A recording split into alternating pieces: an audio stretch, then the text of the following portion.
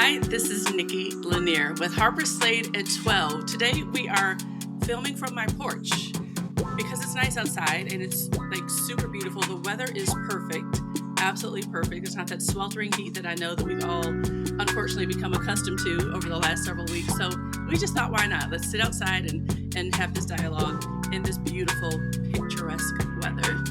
So for those of you that may not know much about Harper Slade at 12, first of all, where have you been? Let's get on this train. Harper Slade at 12 is the hottest thing out here.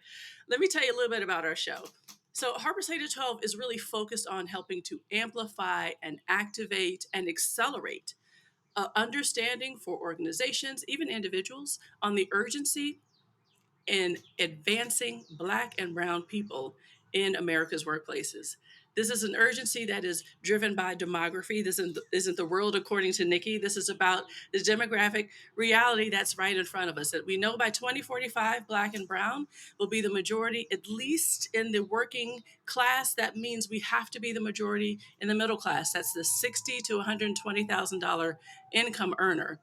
And so that's important because we want our middle class to be healthy. And for the first time ever after 2045, we'll be relying on our darker skinned brethren to buoy the sustenance of our overall economy. So what I have the pleasure of doing with Harper Slade at 12 is having this amazing dialogue with thought leaders and practitioners and business leaders and professionals all over the world who are really killing it, doing really well in this space, really helping to advance this work in meaningful ways that's driven in commitment, not just compliance. So we're super excited about having those conversations and ever excited about the conversation today with Dane Holmes, who is the CEO and president of Eskalera. So let me tell you a little bit about Dane. I'm going to read his bio because I want to get this absolutely right because his brother is not playing. He's super, super formidable and amazing in his craft. So Dane Holmes is the CEO and founder, chairman of Eskalera, an enterprise software company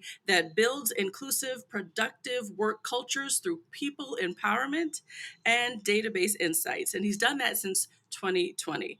Prior to Eskalera, Dane was the global head of human capital management at Goldman Sachs from 2017 to 2019 and served as a member of the firm's management committee. He's held many positions at Goldman Sachs even before then. So from 2007 to 2017, he's been the global head of Pine Street and the global head of investor relations. During his illustrious career, he served on a variety of global committees, including the Partnership Committee, Risk Committee, Client and Business Standard Committee, Finance Committee, and of course, the Global Diversity Committee. He serves on the board of KKR and Company, and he also serves on many nonprofit boards. He's the chair of the Ron Brown Scholar Program, and he earned a BA, a Bachelor's of Arts in Architecture from Columbia University. All right, Dane Holmes. Listen, we need you. We need you. We need you. We need you to help us out here on Harper Slade at 12. First of all, welcome and thank you for being here with us today. Pleasure. Wish I was on the porch with you, but next time. Next time. Listen, this is a good time on this porch. We have lots of lemonade before 5 and a little spirits after 5. So it's a good time. We'd love to have you anytime you're in Louisville. Come on out. So Dane, listen, the first thing I want to talk to you about is that you've got such incredible experiences professionally, Mhm. beautiful professional experience, incredible academic rooting. And so clearly, you know what to do, how to do your work, as informed by your amazing experiences and your pedigree. Mhm. But I also know when it comes to the world of DEI, this Mhm. diversity, inclusion, and equity kind of conundrum, much of what is required to really be good, to do the work in the space, is who you are, bringing that individual lens, like that lived experience lens. So tell our viewers a little bit about the Dane Holmes that you wouldn't read about on your resume or see in your bio. What lens are you bringing, my brother, to this work? Yeah, sure. Well, thank you. It's a real pleasure to be here. Everybody's identity, we often in inclusion talk about identity work, and, a lot of people have done the identity iceberg. And so there's what you see, there's what that's at the waterline, that's, close. And then there's, those things that are unseen that are, shaped by your experiences, et cetera. And so certainly my lens is shaped by a set of experiences that I had. My background is my dad is black, my mom is white. We grew up down south. First, and we integrated several neighborhoods when I was growing up, and there was an experience that came from that. But what the biggest influence that came from it was I was kind of born into bridging people. I had a dynamic where I had parents, aunts and uncles, cousins that I loved that looked different. And I had to bridge those two worlds in that. And that because we often integrated neighborhoods, I had to like survive too. And so I always feel like when you're in that mode of, hey, I've built bridging skills of connecting people because I needed to for my own sanity. And then you're integrating certain places where you're the only one. So you develop some real good resiliency capabilities. I think the resiliency capabilities for me were all really wrapped around positivity. There was a time when I was very young in life where I kind of had to make a conscious decision. Was I going to, yield to the darkness or run to the light? And I just decided that I'm going to run to the light. That is not in some sort of naive way of the darkness, but that was the fuel that was going to let me to survive through and to continue to make change through that. So I tend to, walk into any situation looking for the silver lining, maybe to the annoyance at times of my children and my wife, but I tend to do that. And then I often tend to bridge, try and get people to connect and see where they have some shared connection or shared agreement, and make sure that we have that before we enter the realm of what we disagree about. Because, as you know, if you've ever had a conversation, there's things that your relatives can say that you'll tolerate and discuss and do That's because you right. love That's them. right. And if somebody else on the street said it to you, you'd be scrapping. Right. So what Fired up. I'm Yep. trying to do is get people a place where they can have, a good conversation. So that's really the lens that I look through life in. And, I have a super multicultural family. We joke that we're Afro-Bavarian. My wife is German. I have 4 kids, 2 adopted African American boys, 2 biological daughters. I mean, frankly, we look like some strange Benetton commercial. So we're diversity is in my life, it's enriched my life, and I think being able to connect with people across difference is one of the great things in life that you can experience, and that can build your life experience as well. I love that. I love that. And I think oftentimes it is that lens, right? It's those sets of experiences that really inform our marrow. Like they Yeah, speak to the core of us. And it is from that with which we pull from which we pull from, really in the furtherance of this work in order to really be, I think, impactful in it and sincere and authentic. So that's awesome. That's awesome. And I love how you talk about the choice. Like you made a choice early on to move to the light, right? mhm, And like making a conscious choice to move to the light and to find the bridges. I love that you talked about that. mhm, A couple of other things I've heard you talk about in many settings, Dane. I've followed your work for such a long time. And I know that you've talked about this idea of this big tent of inclusion, right? This yeah, big tent of inclusion. And though sometimes, even in the furtherance of inclusion work, we exclude. yeah, Becomes a doctrine that not all feel any kinship with. Can you talk a little bit more about that? Expand on your ideas yeah. there. Yeah, and I think people can make this up. So I tend to think inclusion work as being much more rooted in behaviors and practices and ways of people connecting than I think about it through the lens of knowledge. And so what happens at times is people beat other people over the head with the book of knowledge. Let me tell you all the things you don't know or you don't understand, right? Um, as opposed to if you said, "Hey, inclusion work is about having the skills, behaviors, and practices that bring people to each other." That might be the exact thing you don't do, or at least Mm, it's not the thing you do first, yep. right? Yep. And so I Yes. think when you mistake um, inclusion work as let me educate you uninformed, that position naturally turns people off, just like it would if it was turned around on the other person, That's right? right. My grandfather had a great phrase. He was a man who was married to an unbelievably strong woman. Um, and he was a man of very few words, but deeply spiritual man. But when he spoke with a lot of like wisdom. Mm, And he said to me early on in my life, Dane, you're never going to make a friend unless you first extend your hand versus extending your fist. yeah.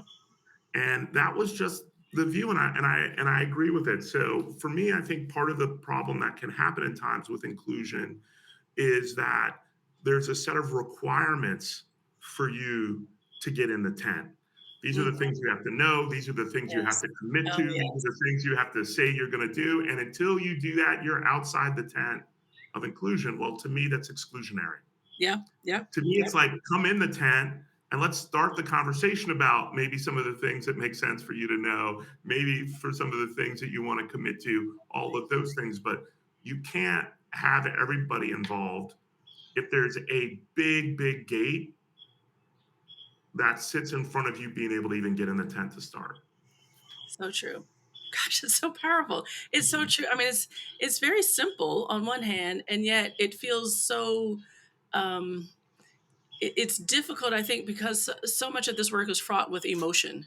And Yeah. we have this bias to tell, this Mhm. bias toward telling and instructing and requiring. That I think that's just kind of the human condition, at least as manifested in the way that we work here in this country. But you're right. Oftentimes, and I know that you've seen this, I've seen this, even in furtherance of the inclusion and furtherance of the DEI work, we're so divisive, like Yeah. so alienating folks and making all these ridiculous conditions on how you get to talk to me and in what ways I'll permit you space and grace Yeah. to be a part of this dialogue. Yeah. It's really true. I mean, the other thing that I'll just throw in there that I've really believed for a long time is you know one philosophy and one's like a perspective is one. I've always believed that proximity creates perspective. And Hmm. so you have to be around and near someone. And we all know the stories of like, oh, I didn't like gay people until I had a gay neighbor and they were lovely. I had a racist view, but then my son's best friend was black. and like, and so, That's right. proximity brings perspective. So I'm always saying to people, part of the reason you also want the Big Ten is you want to have proximity to people. You want to like Mhm. have them, see them, feel them before you start labeling them. But the thing the reason I think the emotional part can be so challenging is because human beings in all areas, suffer and struggle with duality. And when I mean duality, let's use it in a company context. Yeah. I love my company, but it's doing terrible things. That Yeah. duality actually not only can exist, it often exists.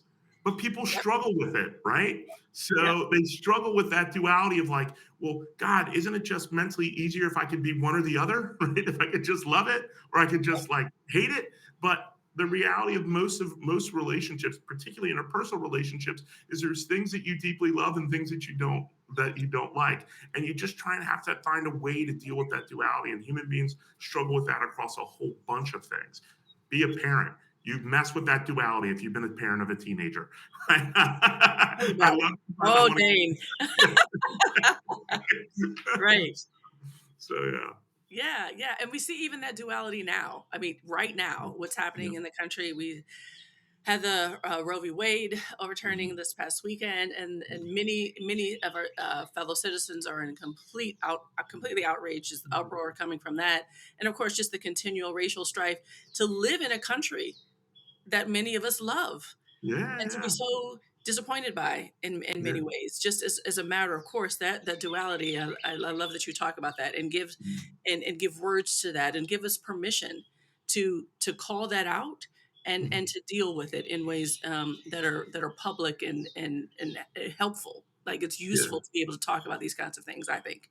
And the Yeah, and I definitely think duality is a huge part of being an African American. I just think yeah. there is tremendous love for this country, and you can see the history, whether it was, soldiers, commissioning to go to war, Hmm. to fight for rights of others that they didn't have here, and all those Yeah. things. That duality is something that the African American experience is just rooted in. It's just Um, defined our lives. Yeah. Yeah. That's define our lives. Yeah. So let's talk about like DEI specifically. So Yeah. I know a lot of times my clients even get kind of hung up on how to talk about these concepts, these ideals of DEI. Do I say it is a strategy? Is it a imperative? Is it a initiative? Is it a program? Like how to even frame the work to think about it. I oftentimes, hasten to share that it's not finite. This is evergreen work because we're battling against an inertia, if you will, that just doesn't Mhm. understand Mhm. inclusion and presumptive belonging as a matter of course. That's not the Yeah. inertia that we Mhm. inherited in our country. And so DEI has to kind of be evergreen. And you've talked about framing this work, I think, from moving from crisis management to problem solving. How Yes. to contextualize this in a way that's really akin to change management. So Yes. can you expand on that? Yeah, sure. And it's interesting. I'll talk about the, from crisis to problem solving to change management. But what's embedded and sits on top of all of that is really this idea that it's cultural. And often when I say cultural, people are like, "Oh, it's such a big world. What is culture?" I go, "No, no. Culture is something very, very specific. It's a set of practices, beliefs, and processes that support outcomes. That Yeah. is a culture, right?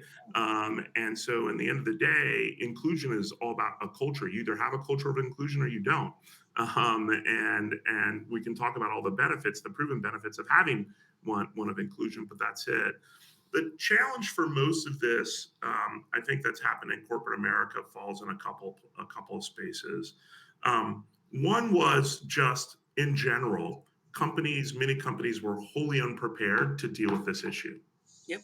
They just hadn't spent the time on it. Yep.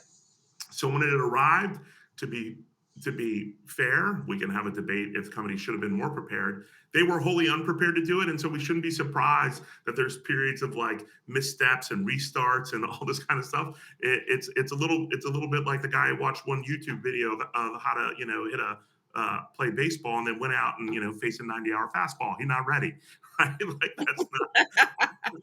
that's not what was All happening. And post George Floyd, it was 90 mile per hour fastballs, right? right. But the big mistake that a lot of people made was they treated it like a crisis. A crisis has a very kind of specific set of behaviors. It's contain, make a bunch of commitments, move on. Yep. It's Yep. finite. It has a beginning and an end. Yes. It has a single point of pain usually, right? That you have to arrive. Hmm. If it's cultural, that doesn't exist. Cultures live and breathe and exist in a continuum. Yeah. So once you realize it's not a crisis event, it's a problem because you have a cultural problem. If your organization hires 14% black people, and when you look 10 years later, you only have 2 or 3% senior black people, you have a cultural problem, Right. Right. right? And so you got to get over that hump to realize that. And so problem solving then becomes okay, well, like just in that example I gave, let's look at all the different points that can allow it. Is it in how I recruit? Is it in how I develop? Is it in how I promote? Is it in how I pay? Is it in how I manage their careers? Where is the cultural problem happening Mm. that doesn't allow me to have that outcome? But Yeah. I think you have to deal with a problem. And once again, that goes back fully to the whole duality thing. It's hard for people who love a company and feel responsible for it at times to say we have a problem. Yeah. That's right. I love this company. I think it's a great company. I think we're doing a lot. Wow, we're failing here. It's a Yep. hard thing for Yep. companies to do. So you got to take them on that journey. So good. So good. Oh my gosh. So good. Mhm. That's exactly right. That's exactly right. We are kindred spirits in so many ways, Dane. I mean, I thought it was just the porch, but now I know. Now I know that it's more than the porch. more than the porch. More than the porch. Oh man. I think that's a great segue to talk about yet another Mhm, wonderful Daneism that I've heard mhm. you talk about, which is like this evolution versus revolution Yes. reality, and the way that we even think about kind of organizational dynamics. So in some ways, this probably could even transcend DEI, racial Yeah. equity work, and just the way we think about organizational dynamics. So, what I know to be true, and what I know that you know, is that what we Mhm. are asking for within these companies is an unbelievable kind of transformation in the way Yes. that work works against a backdrop that is unprecedented. So, we have an economic reality that we've not seen really in our lifetime. We've got a very different kind of workforce dynamic. When and where we work, especially where we work, has now Mhm. changed to be unchanged. Yeah. Um, the supply chain Mhm. fractioned Mhm. systems around how we get and secure our goods and services is different than it has been. What we're asking our leaders to assume by way of leadership over their departments and divisions, who we're asking them to be, demonstrably different than just 2 or 3 short years ago. Mhm. And then we want them to swallow this thing called DEI in earnest and judicious ways. And Yeah. so there's just a lot, a lot. So you talk about evolution versus revolution, really in the context of what organizations are today and how we're maybe erroneously trying to piecemeal and iteratively revamp who we are and what we do. And maybe that's not the approach. Can you talk a little bit about what you're Yeah. thinking? Yeah. Let me just say one thing going into that. So I think there's two parts of the D and I work. There's the discussion and then there's the doing. Revolutionary thought is very important for a discussion because if you're going to have a discussion, you need something pretty advanced to get your mind to start thinking in new ways. So I always say to people, hey, when it comes to discussion, revolutionary thought is like a great conversation. Like, Mhm. if you take things that have been controversial out there, like reparations, for example, I say that's a super important part to the discussion. Yes. Yeah. Super important. But now, when you're talking about the doing, there's a couple of things you have to understand when you get to the work of doing the change. Yeah. One is people don't like change. Okay, so in general, you're asking people to do something that there's always a natural resistance to. Hmm. The second thing you have to realize, and this is a huge part of inclusion, is people can care about all the same things, but have their prioritization of them completely different. Oh, good. That's a good point. Yep. This is a huge part. Like you can take two people who, if you ask what are your top five things you care about, your shared top five are exactly the same, but you will behave and do entirely different depending on the ordering of them. That's good. That's And good. so Yep. you believe in the same things, but you're behaving differently because you have a different ordering of that set of prioritizations. Yep. And so that's a second component of it. The last one is you always got to think about the atmospherics. We know this in life. Hey, there's a good time and not a good time to talk to my wife, my teenager, my mother, my father, anyone else, right? Yep. Timing means a lot, right?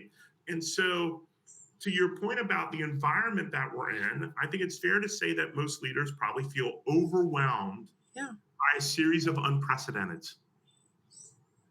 And so, if you believe it's an evolutionary process, it's much, much more about taking a lot of turtle steps every day than it is trying to convince them to jump over the chasm to a totally different world, in large part because all you're actually going to do is activate the resistance, the natural resistance they have to do it. Yep. Yep. And so that's really the approach we try and say. I always say to the person, okay, that's great. What's the next step? Doesn't have to be the big step. What's the next step? The next step. Yeah. Yeah. And move people along. And then what you find is as people get comfortable taking those next steps, they're getting they're like, hey man, I think we could jog today.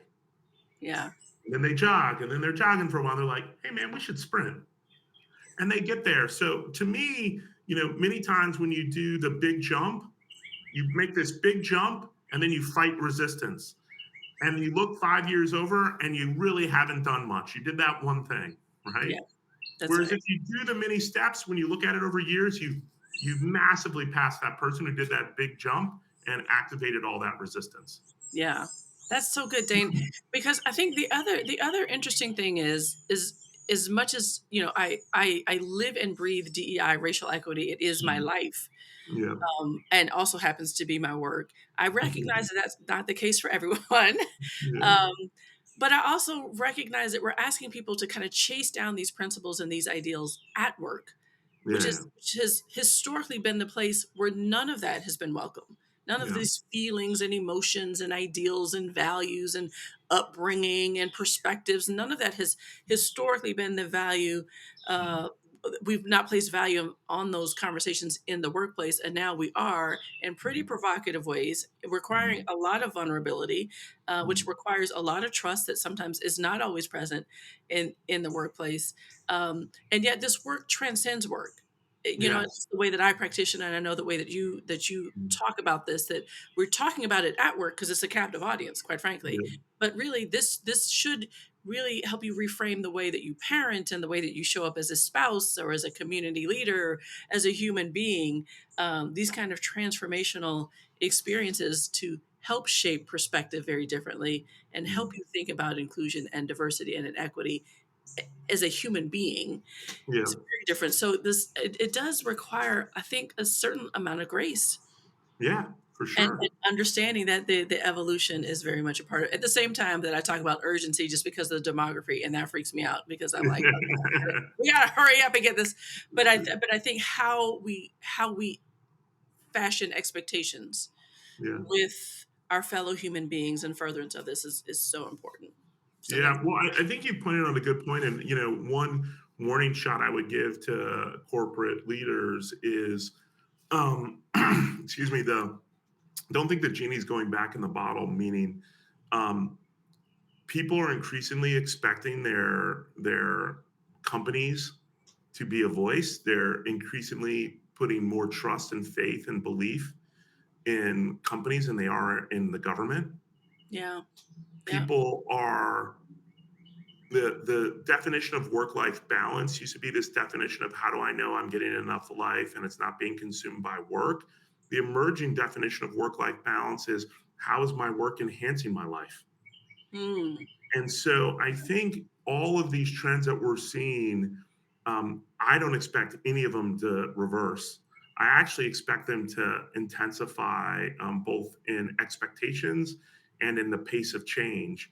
And so, what I would say to most companies is stop fighting it and figure out how you channel it as a superpower for your organization. Because on one hand, you could sit there and say, wow, this person, the work is a place you go to like have a safe haven from this. Imagine the exact opposite phrase. The work is the place that taught me how to have grace and how to think about these issues and connect with others. My job gave me that. Yeah. That would be a powerful relationship for a company to have with their people. Wow. And so we can look at these things through the lenses of negativity and change and whatever. But if you just flip it for a second and look the other side, I would tell you that employee comes in and works extra shifts for you. That employee cares deeply about the quality of what they're producing for you. That team is willing to invest, that person's willing to invest in their team to develop them because they are receiving tremendous value, not just in a paycheck, but in their life from working for your company. And that's what you should want to create. Yeah. That's awesome. That's awesome. Oh, Dane. So we've talked about so much today, and we've really have a. I know I do, and I'm sure that our listeners will have such a richer understanding of kind of the full tapestry of this work and how to frame the work and how to contextualize this in meaningful ways against, well, really within existing organizational effectiveness dynamics, and when and where emotion has its proper place. Just so many rich nuggets from today's conversation. It still strikes me though, we've been about this DEI journey for a very long time. Maybe the DEI part, maybe not so much the E. So diversity and Yeah, inclusion been on the yeah. scene arguably last 20 years, maybe longer, probably longer. Mhm. Um, and I still question. I look at statistics. The Federal Reserve just recently promulgated a study, maybe 2 years ago, that talked about the cost of inequity. $16 trillion lost in GDP. That's due to economic inequity as experienced by Black and Brown people in a number of constructs. I mean, that shows up in housing, it shows up in healthcare, health outcomes, it shows up in investments and home ownership, but most certainly shows up in work and income, wealth building, all those kinds of productivity measures that fiscal and monetary policy theorists pay a lot of attention to. Mhm. So it suggests that we're maybe not making the progress. Well, we know we're not making the progress that we Sure. ought to. So what else would you share with us that we're still getting wrong? So why is this so hard beyond what you've Yeah. already shared? So anything else that you think would be important to Well, share? I think there's, big systemic issues that, still exist. And so system change is hard, right? System change is hard because, when you have systemic issues, the system is still living and doing what it does while you're taking a nap. Right? I mean, it continues. It doesn't have an off time, right? Like Yep. when you have a system working, that's a 24/7, 365-day thing. And so Good point. you Yep. can think about system in many ways. I mean, we've talked about it in the classic institutional ways of like, access to capital, educational Hmm. opportunities, all those. But there's also, a systemic thing around the heart that's happening in that, these communities, America's still deeply segregated, Yep. Yep. right? And so, one of the things when George Floyd happened, I had a lot of, very big-hearted, well-intentioned white men kind of say, Dane, like, what can I do? Like, what can I or what should I do? And I had the same phrase for a while. I just said, you're underinvested in this issue.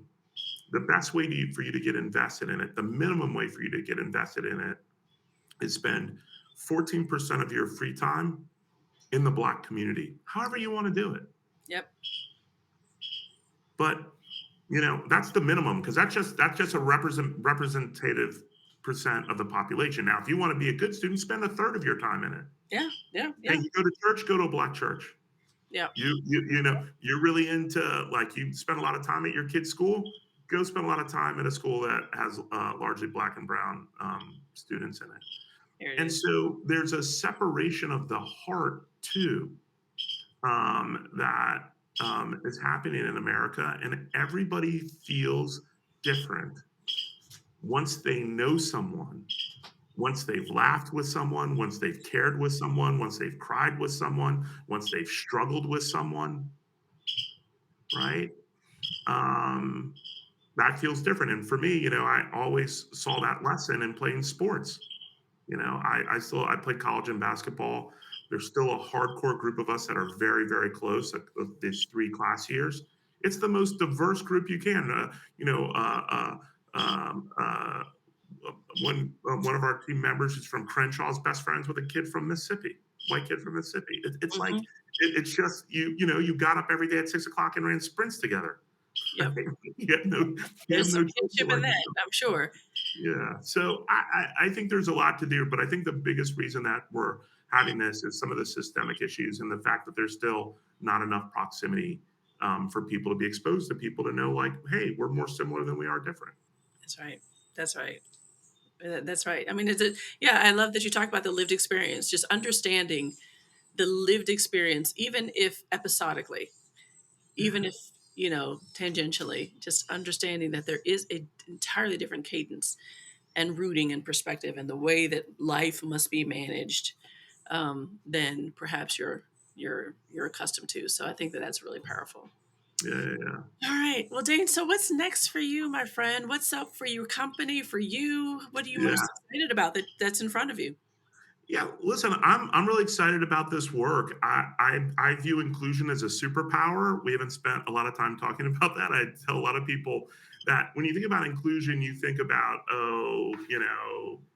managing race and gender. What I say when I think about inclusion, what you should think about is driving deep relationships, driving performance, driving collaboration, driving innovation, all the things that are exciting about work. That is like It's if you right. walked in and said, "Hey, man, I work at a place where I have deep relationships with the people. We kick butt. We're high performance. We collaborate. We innovate." It's all like, who doesn't want to be part of that, and who doesn't want to have that? That's right? right. And that is inclusion skills. So, I want to do whatever I can in my small way of advancing the lens through which people look at inclusion, and people start looking at it not as like some skill that I need to repair some past wrong with, that they view it as my superpower, my unlocking power that I'm going to be able to drive. And I really look forward to, in that process, also hopefully advancing the concept that there actually is a world where companies benefit by deeply investing in their employees. And Yes. that is not at odds. They are not sitting on two sides of a fence, that they're on the same side. And if they serve their employees, it is going to be the best investment they make for their company by far. And I think inclusion is a way to realize that, to give it to people and Yep. to see the outcome. But that's really what I would want to drive, and anything I can do to push that forward will lead me to, when I'm old, sitting on the porch, sipping on a bourbon, the There one you bourbon go. I'll have a day. I'll have my bourbon. I'll be happy. But that's what I'm excited about, and that's what I'm committed to doing. Well, I'm excited and I'm so committed to this work and to helping you in your work, Dane. You have been an amazingly stalwart, potent leader in this space for a while. I'm just honored to know you.